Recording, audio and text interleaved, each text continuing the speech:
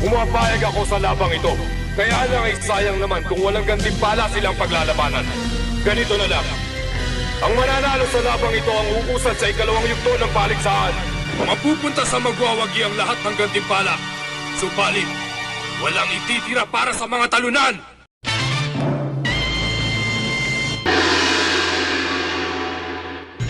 Thompson. Ilang taon? 20 na yan. Lumaban ka sa dati sa CDC. Okay.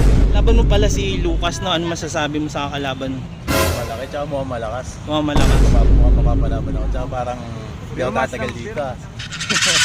Sabi niya kawawa lang daw mga Pilipino, sinakop lang daw lang nila eh. Ay. Ano masasabi mo rin?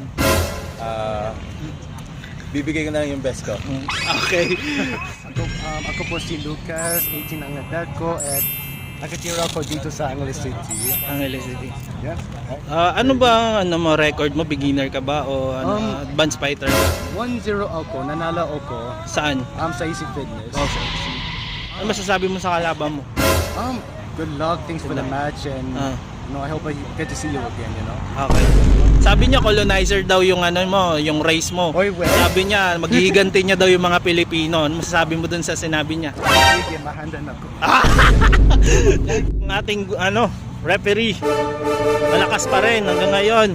Coach Isagani tumigil na yan 2003, no? Hanggang ngayon gigil pa rin, nandito kasama niya yung mga bagong generation na mga boxers. Lucas, makinig ha. Pag sinabing stop, stop. Ingat lagi sa baba kasi walang ball protector. Sige. Okay, alam ba ng mga parents niyo to? Oh, sige. Yun lang, coach. Okay. Boxer.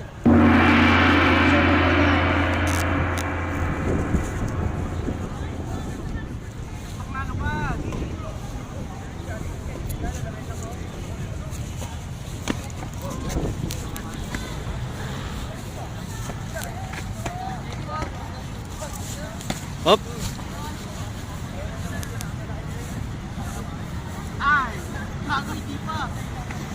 Stop.